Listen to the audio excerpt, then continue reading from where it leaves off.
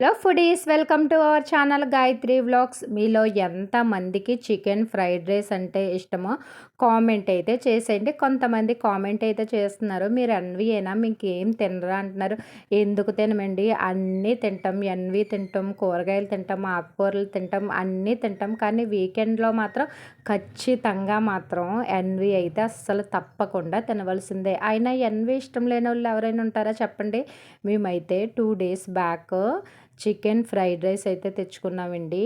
Chicken చాలా ఇష్టంగా తింటారనమాట ఇంట్లోని. నేనైనా, మా బాబైనా, ఇంట్లో వాళ్ళైనా బాగా ఇష్టంగా తింటాం. అందులో మెయిన్ ఏంటంటే చికెన్ ఫ్రైడ్ రైస్ అంటే అందరికీ చాలా ఇష్టం అనమాట. రీసెంట్‌గా తెచ్చుకున్నాం chicken fried rice with chicken curry.